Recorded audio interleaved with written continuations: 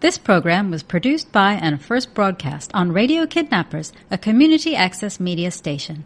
Thanks to New Zealand On Air for making this type of programming possible.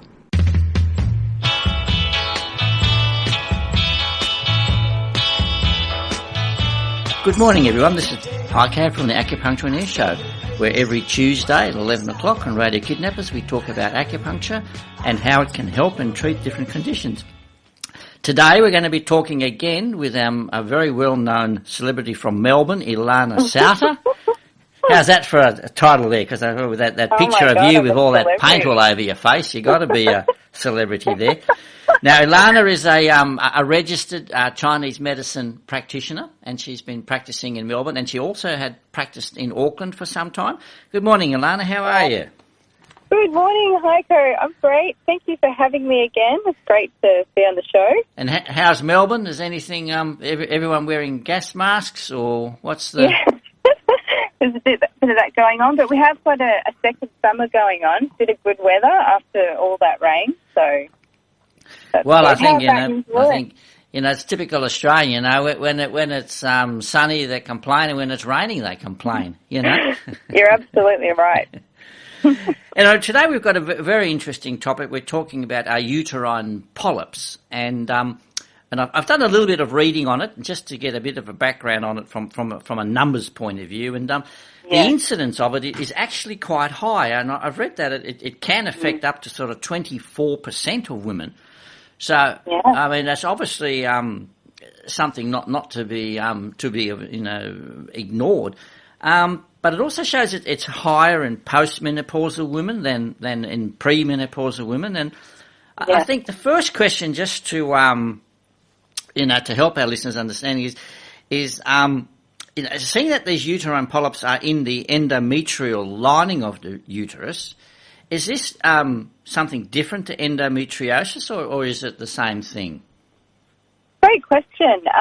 They actually both have the same etiological commonality, which is they're both endometriosis and uterine polyps essentially are caused by excessive estrogen in the body, so they have that similarity.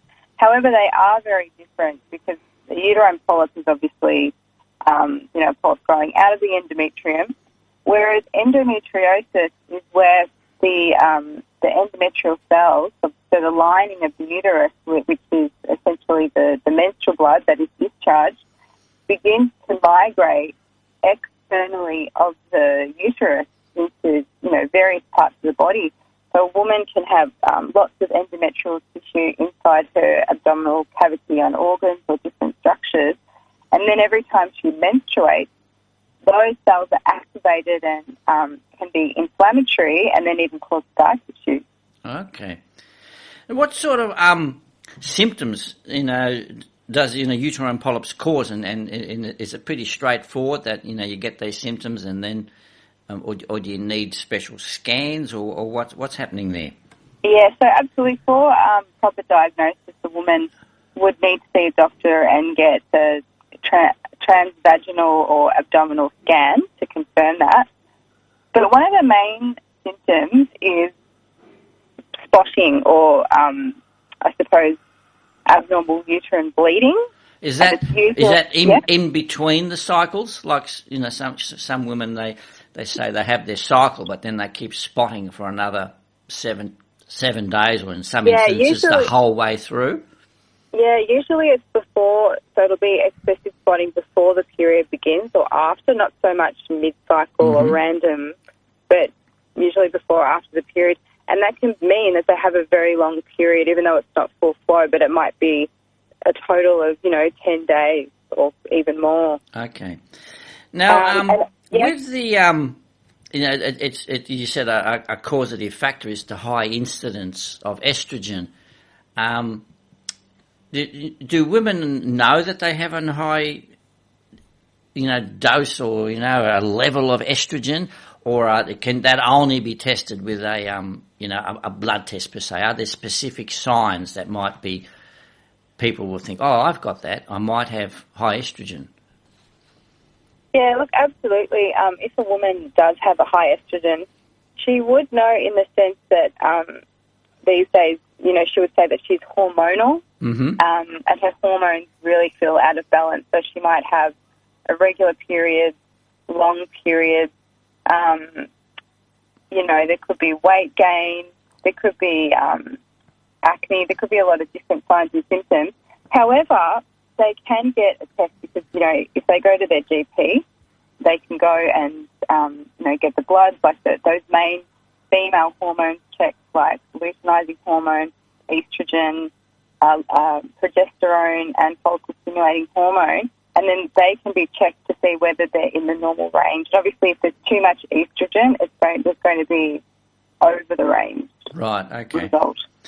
Now, with the fact that the incidence of uterine polyps, it increases as women get older, and I'm thinking about, the age group sort of 30 to 40, when it seems to be the norm now when women want to have their first child.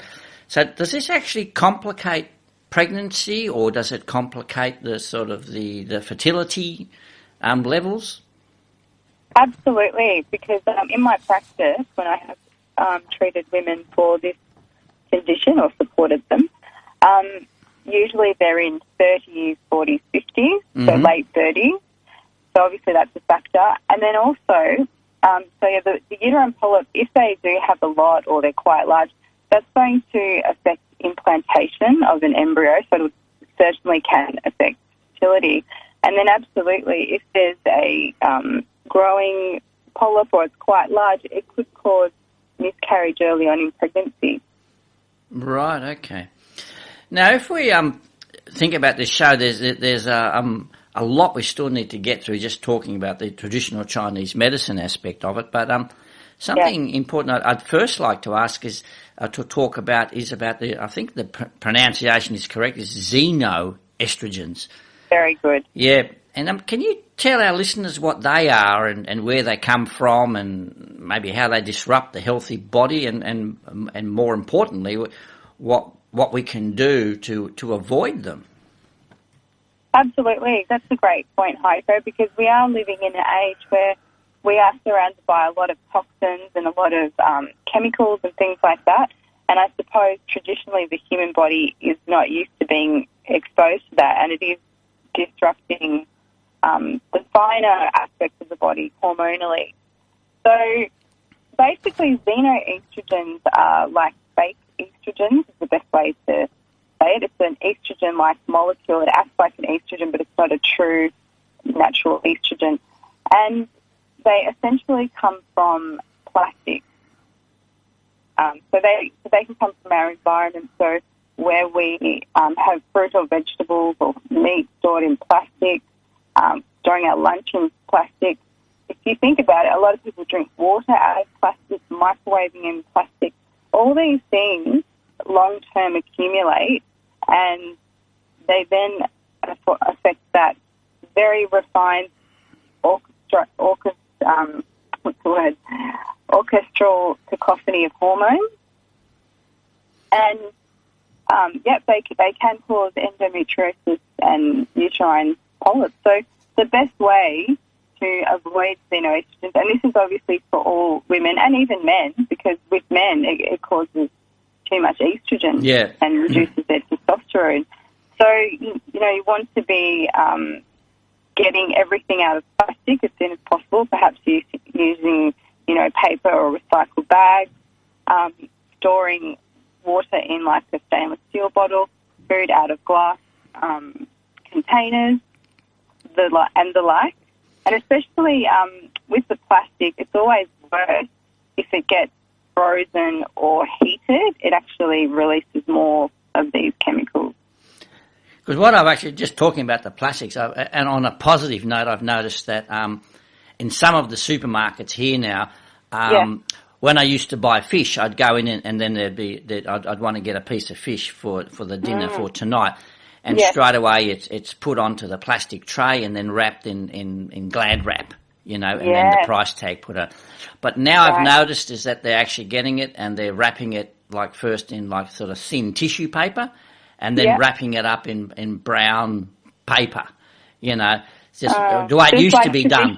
Yeah, that's how I can remember. My mum would have fish like that, and I think, and I think in really the long good. run, just a little thing like that encourages, I don't know, places like New Zealand or Finland or somewhere to be growing more trees for paper, which then helps the whole of that global warming effect. So there is hope, in the future there. But now, if we've still got some time left, I'd just like to talk about some of the causes of polyps according to traditional Chinese medicine, and I just want to reiterate here to the people listening that that a traditional Chinese medicine diagnosis doesn't replace like medical observation and testing. Absolutely not. But often the symptoms, such as spotting, pain, irregular cycles, from our point of view, the Chinese medicine diagnostic, they fall like into what we call a pattern of disharmony.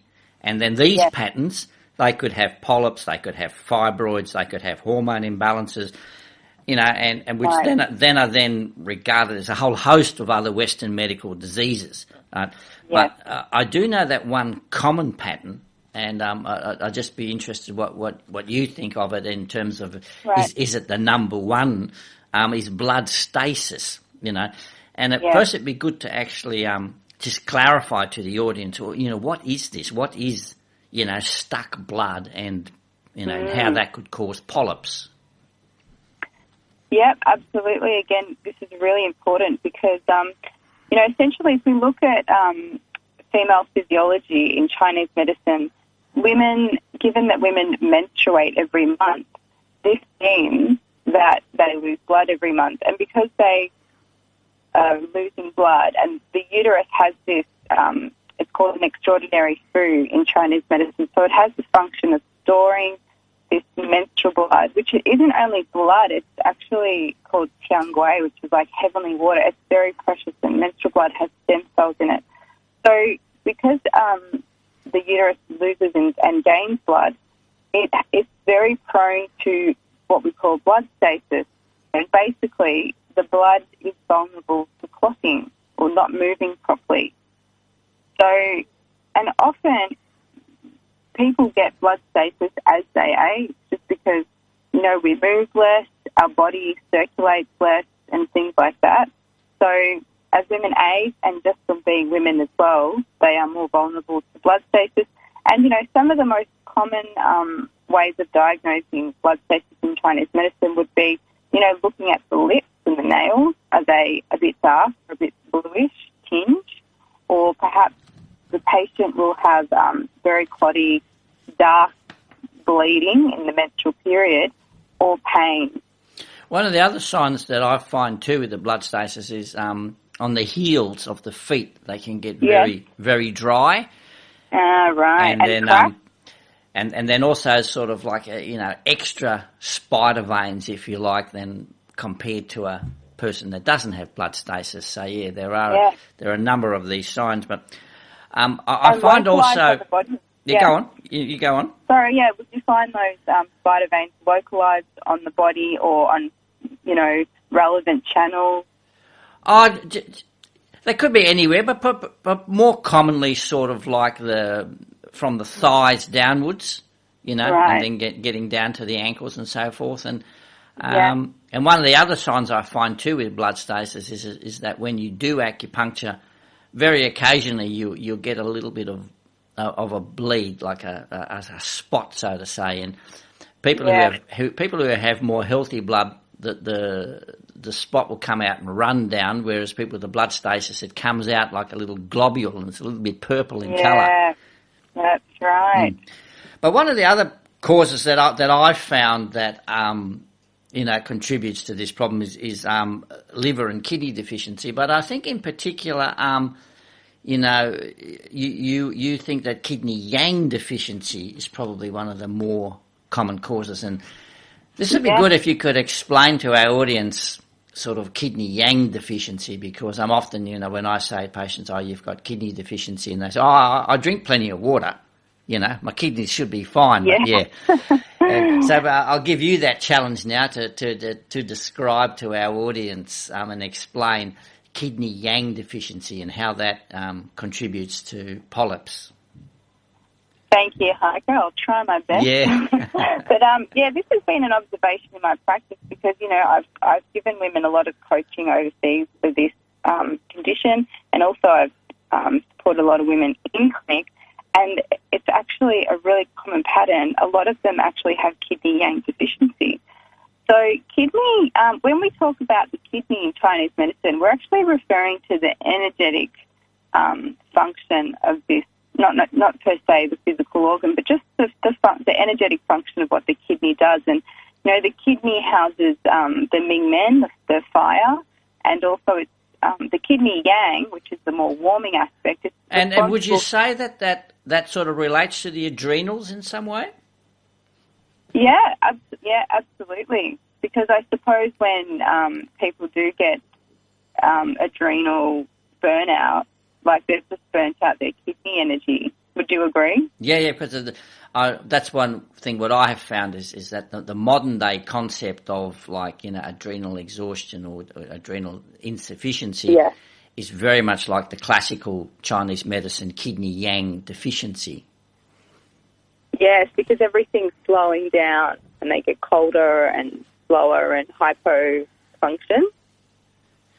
So the kidney yang, so obviously I think with these women who are presenting with kidney yang deficiency, they might have had long-term heavy bleeding. Some of them are vegetarians or vegans, so obviously not getting enough warming food from the diet. And it could be aging, it could be a constitutional vulnerability, and long term it's causing kidney yang deficiency, which I then think, long term somehow impairs the blood, causing blood stasis, and then also the xenoestrogen factor, and then we get the uterine polyps. Look, I think that's great what you've said there, but I think you're going to lose a few patients, a few of your vegan and vegetarian ones, now that you've said that, because I have this problem all the time trying to explain to them the concept. But anyway, look, we'll leave that for another show maybe. Yeah, we're running out of time. Yeah. So, but thanks very much. But I'll be putting a link up to your website because you've actually got a very good informative blog or article link on your website about the polyps. So I'd love to link that up onto the comments section on the YouTube. Absolutely. And thanks very much for coming on the show. Thank you so much for having me again, Ken and Heiko. And I'm curious, what weird song have you got for us today? Well, actually, I don't know if it's too weird. I think Ken might even think, it's tolerable. Of Michael Hutchins, the lead singer of In Excess. I really like him. And I didn't even know. I only found out when I was somehow searching on Spotify. And then he actually released a new song in, I think it was about 2015, nearly 20 years after his death, a song called Friction. And I always like it when you hear something new from someone that's been dead for 20 years. So here it is. All right, Ilana, we'll talk again soon, okay? Okay, have a great day guys. Okay. Bye. This program was produced by and first broadcast on Radio Kidnappers, a community access media station. Thanks to New Zealand On Air for making this type of programming possible.